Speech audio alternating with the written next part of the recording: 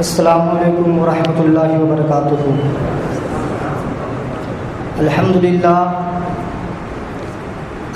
للہ رب العالمین والعاقبۃ للمتقین والصلاۃ والسلام علی سید المرسلین وعلى آلہ واصحابہ اجمعین، اما بعد فاعوذ باللہ من الشیطان الرجیم، ما آتاکم الرسول فخذوه وما نهاکم عنہ فانتہوا۔ وقال النبی صلی اللہ تعالی علیہ وسلم، خیرکم من تعلم القرآن وعلمہ۔ آمنت باللہ، صدق اللہ مولانا العظیم، وبلغنا رسولہ النبی الامین المتین المبین الکریم، ونحن على ذلك لمن الشاهدين والشاكرين، والحمد لله رب العالمين۔ بعد توحید کی مت والوں، شمع رسالت کے پروانوں، اولیاء امت کے طلبگاروں، غوث و خواجہ ورثہ کے چاہنے والوں، ایک روز امام اہل سنت، مجدد دین و ملت، حامی قرآن و سنت امام احمد رضا قلم لے کر سوچنے لگے، یا رسول اللہ، آپ کو کہوں تو میں کیا کہوں؟ یا رسول اللہ، آپ کو جان عالمین کہوں؟ یا رسول اللہ، آپ کو طٰہٰ اور یاسین کہوں؟ یا رسول اللہ، آپ کو مصباح المقربین کہوں؟ یا رسول اللہ، آپ کو جان عالمین کہوں؟ اے بے کسوں کے رس آقا، اے دکھتوں کو ترانے والے آقا، اے بھوکوں کو کھانا کھلانے والے آقا، آپ کو کہوں تو میں کیا کہوں؟ آپ کے اندر حضرت آدم کی خلق بھی ہے، آپ کے اندر حضرت شیش کی معرفت بھی ہے، آپ کے اندر حضرت یعقوب کی گیہ وزاری بھی ہے، آپ کے اندر حضرت عیسیٰ کا زہد و جلال بھی ہے، آپ کے اندر حضرت عیسیٰ کا زہد و تقویٰ بھی ہے، آپ کے اندر حضرت یوسف کا حسن و جمال بھی ہے، آپ کے اندر حضرت موسیٰ کا زہد و جلال بھی ہے۔ اے آقا کہوں تو آپ کو کیا کہوں؟ امام احمد رضا خان فاضل بیلی بول اٹھے، یا رسول اللہ، سرور کہوں کہ مالکو، مولا کہوں تجھے، سرور کہوں کہ مالکو، مولا کہوں تجھے، باغ خلیل کا گلے زیبا کہوں تجھے، باغ خلیل کا گلے زیبا کہوں تجھے، تیرے تو عیب وصف تناہی سے ہے بری، حیران ہوں میرے شاہ میں کیا کیا کہوں تجھے، حیران ہوں میرے شاہ میں کیا کیا کہوں تجھے۔ آئیے سب سے پہلے آقا نامدار، مدینے کے تاجدار، دونوں عالم کے مالک و مختار جناب محمد الرسول اللہ صلی اللہ تعالی علیہ وسلم کی بارگاہ ناز میں جھوم جھوم کر درود پاک پڑھے اور پورا مجمع بآواز بلند پڑھے، صلی اللہ علی النبی الامی وآلہ بارک وسلم، صلاۃ و سلام علیک یا رسول اللہ صلی اللہ تعالی علیہ وسلم۔ حضرات محترم، ابھی میں نے جس آیت مقدسہ کی تلاوت کرنے کا شرف حاصل کیا، اللہ تبارک و تعالیٰ قرآن مقدس میں ارشاد فرماتا ہے، ما آتاکم الرسول فخذوہ وما نہاکم عنہ فانتہوا۔ رسول پاک صلی اللہ تعالی علیہ وسلم جو تمہیں عطا کرے وہ لے لو، اور جس چیز سے منع کرے اس سے باز آ جاؤ، رک جاؤ۔ حضرات محترم، دنیا کا چاہے بڑا سے بڑا طاقتور ہو، چاہے وہ کتنی ہی طاقت کیوں نہ رکھتا ہو، لیکن دینی اختیارات کے معاملے میں وہ بے بس اور مجبور نظر آتا ہے۔ لیکن آئیے دیکھیے رسول پاک صلی اللہ تعالی علیہ وسلم کا اختیار کیا ہے۔ میں دنیاوی اختیار تو بعد میں بیان کروں گا، پہلے آپ دینی اختیارات کو ملاحظہ کریں۔ بخاری اور مسلم کی حدیث پاک ہے، اللہ کے نبی صلی اللہ تعالی علیہ وسلم ایک موقع سے فرمایا کہ اللہ تبارک و تعالیٰ نے فرمایا مکے کے گھاس نہ کاٹے جائے، مکے کے درخت نہ کاٹے جائے، مکے کے کانٹے نہ کاٹے جائے۔ حضرت ابن عباس جو حضرت عباس جو رسول پاک صلی اللہ تعالی علیہ وسلم کے چچا ہے، آقا کی بارگاہ میں کھڑے ہو گئے، عرض کرنے لگے یا رسول اللہ اس کھر گھاس کاٹنے کی اجازت دے دی جائے یا رسول اللہ، کیونکہ وہ ہمارے گھروں میں چھپر کے کام آتے ہیں، جب مردے دفن کیے جاتے ہیں تو اس کے تخت کے اوپر بچھایا جاتا ہے، یا رسول اللہ اس کھر گھاس کاٹنے کی اجازت دے دی جائے۔ تو اللہ کے رسول صلی اللہ تعالی علیہ وسلم یہ نہیں فرماتے ہیں کہ اے چاچا جان مجھ سے آپ کیا کر رہے ہیں، اللہ تبارک و تعالیٰ نے میرا اختیار سلب کر لیا ہے، نہیں بلکہ اللہ کے رسول صلی اللہ تعالی علیہ وسلم ارشاد فرماتے ہیں چلو اس کی گھاس کاٹنے کی اجازت ہے۔ ایسے ہی ایک موقع پر اللہ کے نبی صلی اللہ تعالی علیہ وسلم ارشاد فرماتے ہیں اے لوگو اللہ تبارک و تعالیٰ نے تم پر حج فرض کیا ہے۔ ایک صحابہ رسول آقا کی بارگاہ میں کھڑے ہوئے، عرض کرنے لگے یا رسول اللہ کیا اللہ تبارک و تعالیٰ نے ہر سال ہمارے اوپر حج کو فرض کیا ہے؟ جس طریقے سے ہر سال ہمیں روزہ رکھنا پڑتا ہے، ہر سال ہمیں قربانی دینی پڑتی ہے، یا رسول اللہ اسی طریقے سے کیا حج ہر سال ہمارے اوپر فرض ہے؟ تو اللہ کے نبی صلی اللہ تعالی علیہ وسلم ارشاد فرماتے ہیں اگر میں ہاں کہہ دیتا تو حج ہر سال کے لیے فرض ہو جاتا۔ اس حدیث پاک سے یہ سمجھ میں آیا کہ اللہ تبارک و تعالی نے اپنے محبوب کو اختیار عطا فرمایا ہے۔ اب آئیے ذرا حدیث پاک ملاحظہ کیجیے، انشاءاللہ آپ کا ایمان تر و تازہ ہو جائے گا۔ مشکات شریف جلد ثانی کتاب الحوض والشفاء صفحہ نمبر 494 کی حدیث پاک ان انس بن مالک قال قال رسول اللہ صلی اللہ تعالی علیہ وسلم وعدنی ان يدخل الجنہ من امتی 400 بلا حساب فقال ابو بکر زدنا یا رسول اللہ فقال هكذا فحسا بکفه وجامعهما فقال ابو بکر زدنا یا رسول اللہ فقال هكذا فقال عمر دانا یا ابا بکر فقال ابو بکر وما علیک الا ان يدخلنا اللہ کلنا الجنہ او کما قال۔ حضرت انس ابن مالک اس حدیث پاک کے راوی ہے، آپ بیان فرماتے ہیں اللہ کے رسول صلی اللہ تعالی علیہ وسلم ارشاد فرماتے ہیں اللہ تبارک و تعالی نے مجھ سے وعدہ کیا ہے کہ اپنے 40,000 امتیوں کو بلا حساب و کتاب کے جنت میں لے جانا۔ تو جناب ابوبکر صدیق آقا کی بارگاہ میں کھڑے ہوئے، عرض کرنے لگے یا رسول اللہ کچھ اور اضافہ فرمائیے۔ اللہ کے نبی صلی اللہ تعالی علیہ وسلم اپنے اختیار سے فرماتے ہیں چلو میں نے کچھ اور اضافہ کر دیا۔ حضرت ابوبکر صدیق پھر آقا کی بارگاہ میں کھڑے ہوئے، عرض کرنے لگے یا رسول اللہ کچھ اور اضافہ فرمائیے، کچھ اور اضافہ فرمائیے، کچھ اور بڑھا دیجئے۔ تو اللہ کے نبی صلی اللہ تعالی علیہ وسلم ارشاد فرماتے ہیں چلو میں نے کچھ اور اضافہ کر دیا۔ حضرت عمر کھڑے ہوئے اور عرض کرتے ہیں اے ابوبکر صدیق آقا کو چھوڑ دیجئے۔ حضرت ابوبکر صدیق فرماتے ہیں اے عمر سنیے، آج اللہ تبارک و تعالیٰ کی رحمت جوش میں ہے، اگر اللہ تبارک و تعالیٰ رسول پاک کے صدقے میں ہم تمام کو جنت میں داخل فرما دے تو آپ کو کیا اعتراض ہے؟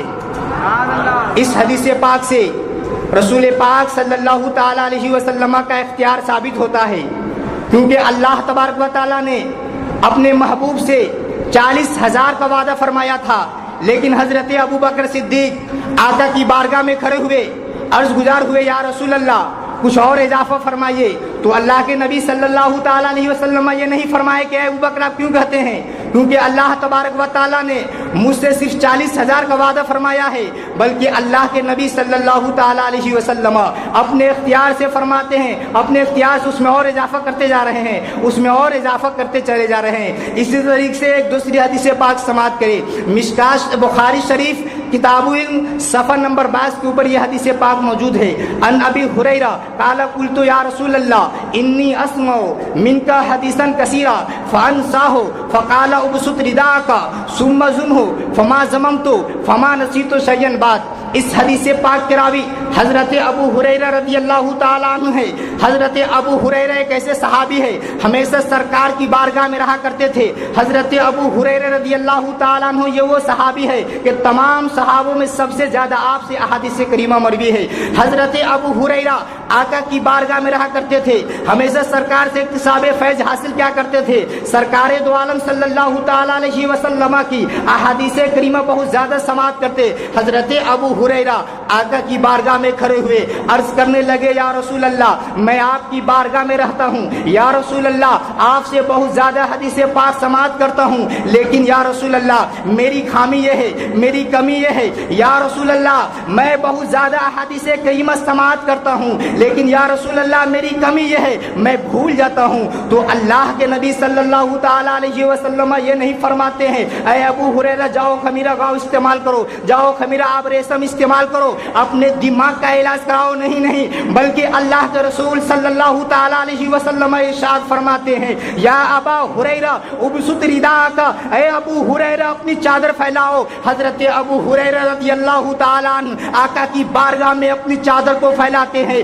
اللہ کے رسول صلی اللہ تعالی علیہ وسلم اپنے خالی ہاتھ کو اس میں رب بنا کر ڈال دیتے ہیں۔ آج کا کوئی وہابی ہوتا تو کہتا رسول پاک صلی اللہ تعالی علیہ وسلم کا ہاتھ تو خالی تھا، آقا نے کیا دیا؟ لیکن وہ صحابی رسول تھے، ایمان میں بالکل پختہ تھے۔ حضرت ابو ہریرہ جانتے تھے اللہ تبارک و تعالی نے اپنے محبوب کو اختیار عطا فرمایا ہے، اپنے محبوب کو مالک کل بنایا ہے، اپنے محبوب کو اختیار دے کر کے اس کائنات میں بھیجا ہے۔ حضرت ابو ہریرہ آقا کی بارگاہ میں اپنی چادر کو پھیلا دیتے ہیں۔ میرے آقا صلی اللہ تعالی علیہ وسلم اپنے جانثار صحابی حضرت ابو ہریرہ سے فرماتے ہیں اے ابو ہریرہ اس کو اپنے سینے سے لگاؤ۔ حضرت ابو ہریرہ رضی اللہ تعالی عنہ اپنے سینے سے لگاتے ہیں۔ اس کے بعد حضرت ابو ہریرہ اپنے سینے سے لگاتے ہیں، اور میں اب عرض کرنا چاہتا ہوں اللہ کے رسول صلی اللہ تعالی علیہ وسلم نے جو اپنے جانثار صحابی حضرت ابو ہریرہ کو حکم دیا اے ابو ہریرہ اپنی چادر کو پھیلا دو، آقا نے ابو ہریرہ کو چادر پھیلانے کا حکم کیوں دیا؟ اسی لیے تو دیا کہ اے ابو ہریرہ آج جو میں تمہیں عطا کروں گا، آج جو میں تمہیں دوں گا اتنا دوں گا جو تمہارے دامن میں نہ آ سکے گا، تمہارے مٹھی میں نہ آ سکے گا، تمہارے جھولی میں نہ آ سکے گا۔ حضرت ابو ہریرہ نے چادر کو سرکار کی بارگاہ میں بچھا کر اس کو اپنے سینے سے لگاتے ہیں۔ حضرت ابو ہریرہ اس کے بعد بیان فرماتے ہیں فما نسیت شیئا بعد کہ اس روز سے میں نے جتنے رسول پاک صلی اللہ تعالی علیہ وسلم سے احادیث کریمہ کو سماعت کیا میں اس میں سے ایک زبر بھی نہیں بھولا، اسی حدیث پاک پر جب بریلی کے تاجدار کی نظر پڑتی ہے تو امام محمد رضا فاضل بریلی پکار اٹھے کون دیتا ہے دینے کو منہ چاہیے، کون دیتا ہے دینے کو منہ چاہیے، دینے والا ہے سچا ہمارا نبی، دینے والا ہے سچا ہمارا نبی۔ اسی طریقے سے ایک موقع پر اللہ کے رسول صلی اللہ تعالی علیہ وسلم ایک عرابی سے گھوڑا خریدتے ہیں اور اس وقت قیمت ادا نہیں کرتے ہیں۔ اللہ کے رسول صلی اللہ تعالی علیہ وسلم فرماتے ہیں جا کل قیمت آ کر کے لے جانا۔ وہ عرابی کل ہو کر واپس آتا ہے اور جتنے میں معاملہ طے ہوتا ہے وہ عرابی اس سے زیادہ کا سوال کرتا ہے۔ اللہ کے نبی صلی اللہ تعالی علیہ وسلم فرماتے ہیں معاملہ اتنے میں طے ہوا تھا۔ وہ شخص اپنی بات پر اثر رہتا ہے، ڈٹا رہتا ہے اور ضد پر جاتا ہے، کہتا نہیں اگر آپ کے پاس کوئی گواہ ہو تو پیش کیجئے۔ آ گئے حضرت خزیمہ آقا کی بارگاہ میں حاضر ہوئے اور عرض کرتے ہیں یا رسول اللہ گواہی میں دیتا ہوں۔ حضرات محترم اگر اس جگہ دنیا کا کوئی منسٹر ہوتا یا دنیا کا کوئی دوسرا انسان ہوتا تو کہتا کہ دیکھو میرے جانب سے گواہ موجود ہے، لیکن اللہ کے رسول صلی اللہ تعالی علیہ وسلم ساری کائنات کے لیے رحمت للعالمین بن کر آئے تھے۔ اللہ کے رسول صلی اللہ تعالی علیہ وسلم ساری کائنات کے لیے تو ہدایت بن کر کے آئے تھے۔ اللہ کے رسول صلی اللہ تعالی علیہ وسلم اپنے جانثار صحابی سے فرماتے ہیں اے خزیمہ تم معاملہ طے ہونے کے وقت اس وقت موجود نہیں تھے، گواہی کے لیے دیکھنا ضروری ہے۔ اے خزیمہ تم بغیر کیسے دیکھے گواہی دے رہے ہو؟ گواہی کے لیے تو دیکھنا ضروری ہے، تم بغیر دیکھے گواہی کیسے دے رہے ہو؟ حضرت خزیمہ آقا کی بارگاہ میں عرض گزار ہوتے ہیں یا رسول اللہ جہاں تک دیکھنے کی بات ہے آپ نے فرمایا جنت ہے، ہم نے دیکھا نہیں ہم نے مان لیا ہے۔ آپ نے فرمایا دوزخ ہے، ہم نے دیکھا نہیں ہم نے مان لیا ہے۔ آپ نے فرمایا پل صراط ہے، ہم نے دیکھا نہیں ہم نے مان لیا ہے۔ آپ نے فرمایا میزان ہے، ہم نے دیکھا دیکھا نہیں ہم نے مان لیا ہے یا رسول اللہ آپ نے فرمایا 2 فرشتے اعمال لکھنے کے لیے کاندھے پر مقرر ہے ہم نے دیکھا نہیں ہم نے مان لیا ہے یا رسول اللہ آپ نے فرمایا میدان محشر قائم ہوگا ہم نے دیکھا نہیں ہم نے مان لیا ہے یا رسول اللہ آپ نے فرمایا اللہ نے 7 طبق آسمان بنایا ہے ہم نے دیکھا نہیں ہم نے مان لیا ہے یا رسول اللہ جب آپ نے گھوڑا خریدا ہے ہم نے دیکھا نہیں ہم نے مان لیا ہے ہم نے دیکھا نہیں ہم نے مان لیا ہے۔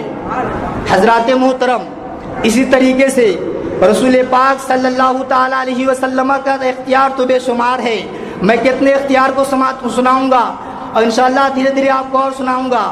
آپ جان رہے ہیں کہ اس جلسے کو نسبت ایک آج کے دن میں یا کل کے دن میں حضرت بابا شرف الدین علیہ رحمت و رضوان کا بھی عرس ہے اور آج فضائل شعبان ہے اور اس جلسے کو نسبت جشن دستار بندی سے بھی ہے۔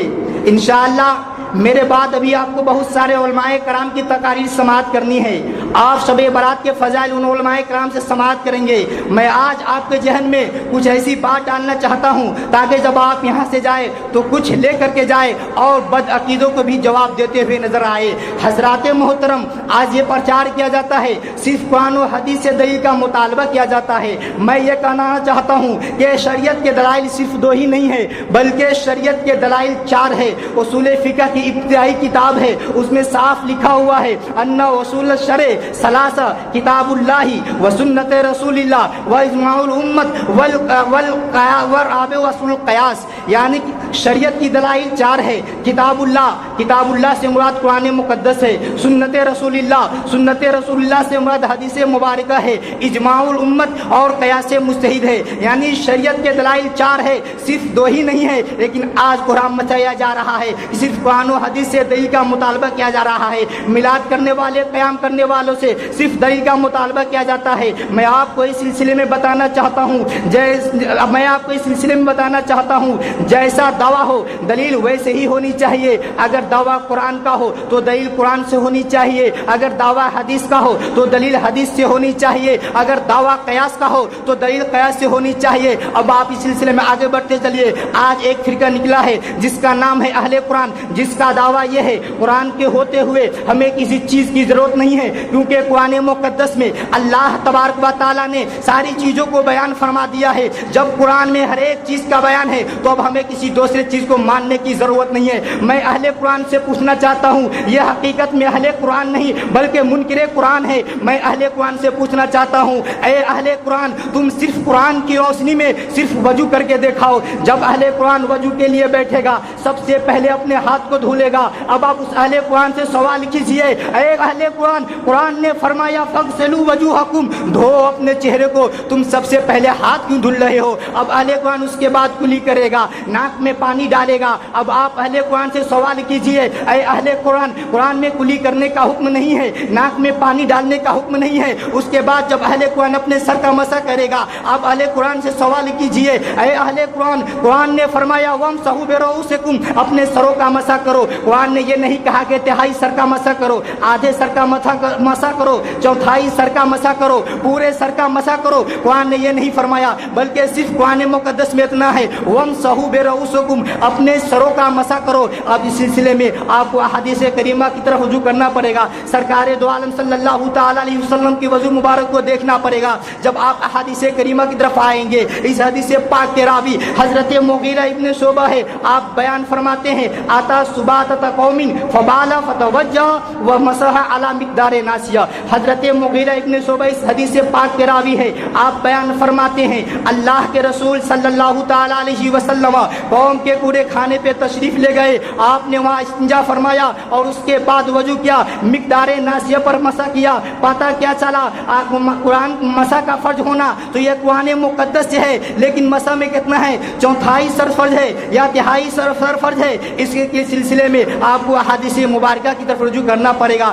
پتہ چلا صرف قرآن پر عمل کرنے سے، جب قرآن پر عمل کریں گے تو دنیا کے بے شمار مسائل ہے جس سے معطل ہو جائے گا۔ یہ تو صرف وضو کا معاملہ ہے، اس کے بعد بیع و شراء کا معاملہ ہے، نکاح اور طلاق کا معاملہ ہے، زکوٰۃ اور حج کا معاملہ ہے۔ ان سارے مسائل میں کیا ہوگا؟ اور اس کے بعد ایک دوسرا فرقہ اہل حدیث نکلا ہے، جو پہلے محمدی تھے، اس کے بعد اہل سلفی ہوئے، اس کے بعد اہل حدیث ہوئے، اس کے بعد غیر مقلد ہوئے۔ ان کا دعویٰ یہ ہے یہ صرف صرف قرآن و حدیث کا مطالبہ کرتے ہیں اور قرآن و حدیث کا مطالبہ کرتے ہیں اور قیاس کا انکار کرتے ہیں، قیاس کا مطلقاً انکار کرنا یہ کفر ہے۔ اب میں اہل قرآن سے پوچھنا چاہتا ہوں، اے اہل قرآن، اگر تم واقعی میں اہل قرآن ہو، قرآن نے فرمایا وحرم الربا، ربا حرام ہے، یعنی لین دین میں زیادتی سود ہے، اور اللہ کے رسول صلی اللہ تعالی علیہ وسلم نے اس کی تشریح فرما دی ہے، احادیث کریمہ میں ہے الحنط بالحنط والشعیر بالشعیر والذهب بالذهب والفضة بالفضة التمر بالتمر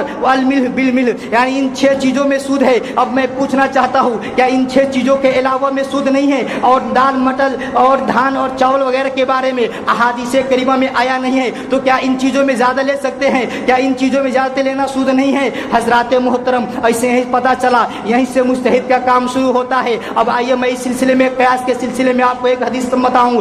اللہ کے رسول صلی اللہ تعالی علیہ وسلم حضرت معاذ ابن جبل کو یمن کا قاضی بنا کر بھیجتے ہیں۔ اللہ کے رسول صلی اللہ تعالی علیہ وسلم ارشاد فرماتے ہیں، اے معاذ تم یمن جا رہے ہو، وہاں لوگ اپنے اپنے مقدمات کا فیصلہ لائیں گے، تم فیصلہ کیسے کرو گے؟ حضرت معاذ آقا کی بارگاہ میں عرض گزار ہوتے ہیں، یا رسول اللہ میں قرآن کتاب اللہ کی روشنی میں فیصلہ کروں گا۔ اللہ کے نبی صلی اللہ تعالی علیہ وسلم ارشاد فرماتے ہیں، اے معاذ اگر تم کتاب اللہ میں نہ پاؤ تو فیصلہ کیسے کرو گے؟ حضرت معاذ آقا کی بارگاہ میں عرض گزار ہوتے ہیں، یا رسول اللہ میں آپ کی حدیث کے مطابق فیصلہ کروں گا۔ اللہ کے رسول صلی اللہ تعالی علیہ وسلم ارشاد فرماتے ہیں، اے معاذ اگر تم حدیث میں نہ پاؤ گے تو فیصلہ کیسے کرو گے؟ حضرت معاذ آقا کی بارگاہ میں عرض گزار ہوتے ہیں، اجتہد و برائی، یا رسول اللہ میں قرآن و حدیث کی روشنی میں اجتہاد و استنباط کروں گا۔ اجتہاد کی صراحت سے معلوم ہو گیا کہ قیاس کرنا جائز ہے، اگر قیاس کرنا ناجائز و حرام ہوتا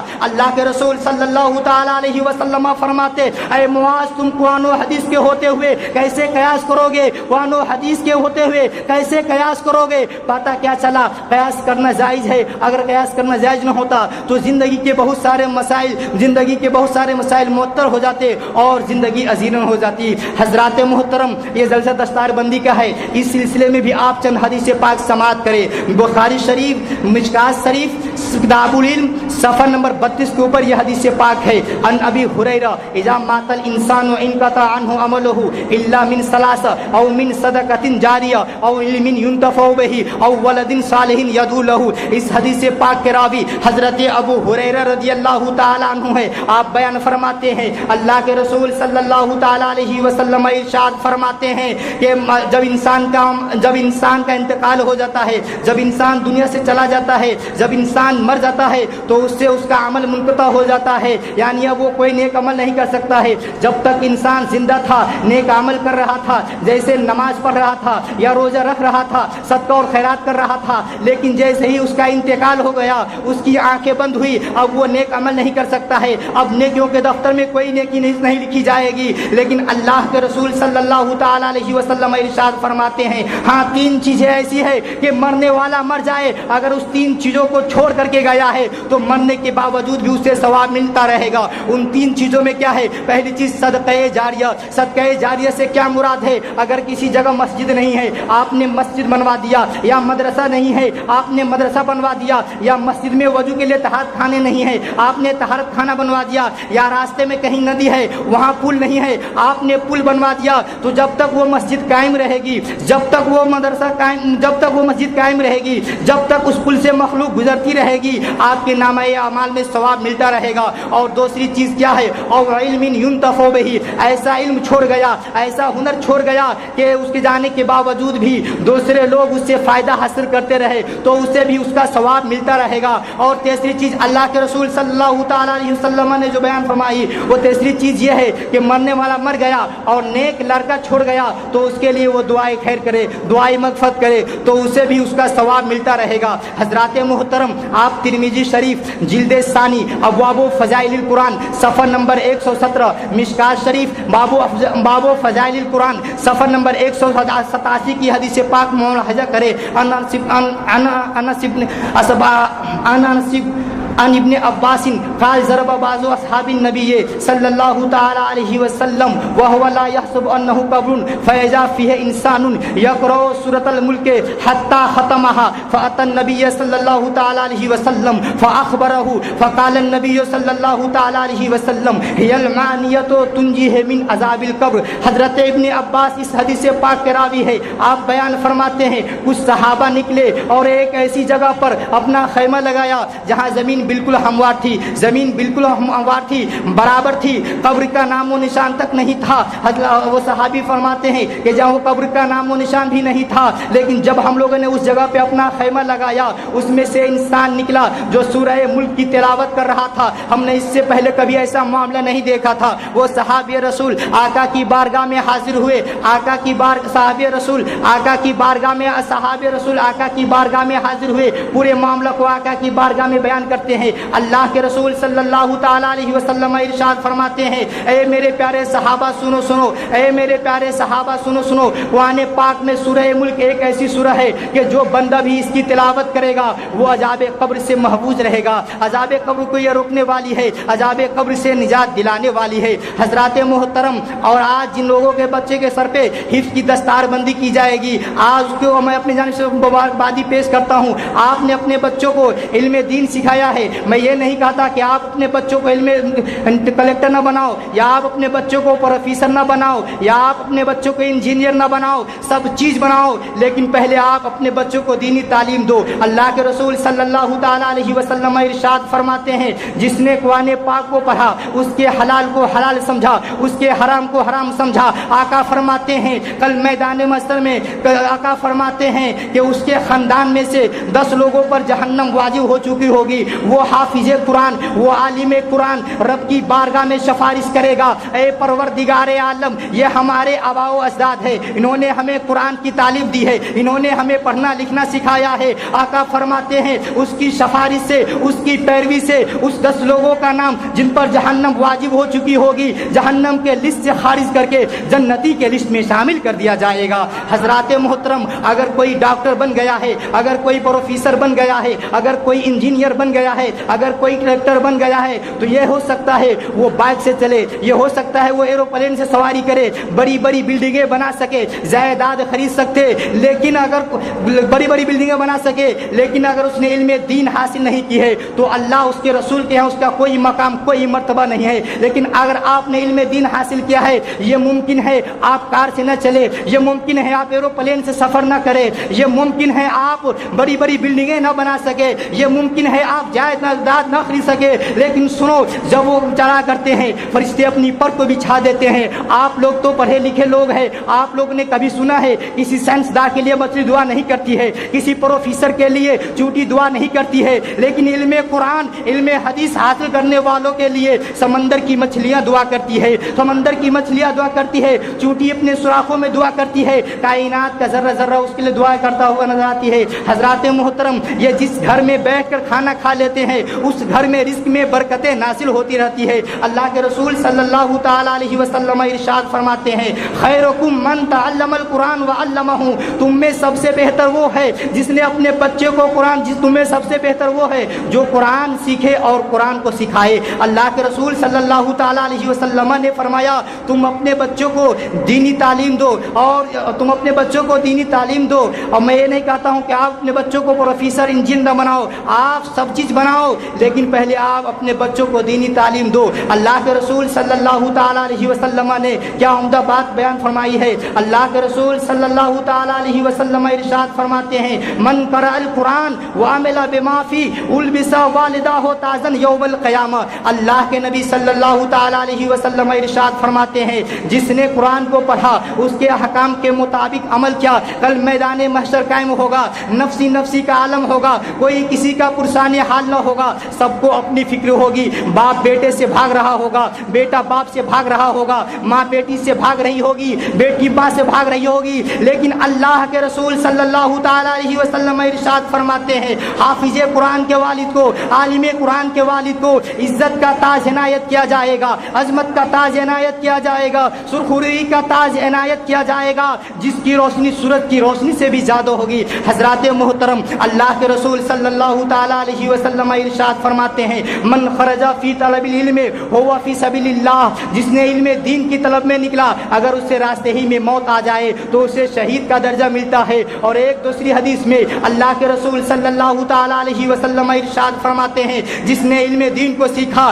क्यों सीखा? इसलिए सीखा ताकि उसके जरिए से इस्लाम को जिंदा करेगा, इस्लाम की इशाअत करेगा, इस्लाम को फैलाएगा, तो उसके दरमियान और अंबिया के दरमियान जन्नत में एक ही दर्जे का फ़र्क होगा। हज़रात मोहतरम, अब मैं अपनी गुफ्तगू को यहीं पर ख़त्म करता हूँ। अगर मुझसे बोलने में किसी तरह की कोई लफ्ज़न सहवन गलतियाँ हो गई हो तो मैं एलानिया तौबा करता हूँ। आप हजरात भी मेरे साथ तौबा कर ले। अस्तगफिरुल्लाह रब्बी मिन कुल्लि ज़ंबिन व अतूबु अलैह, ला इलाहा इल्लल्लाहु मुहम्मदुर रसूलुल्लाह सल्लल्लाहु ताला अलैहि वसल्लम।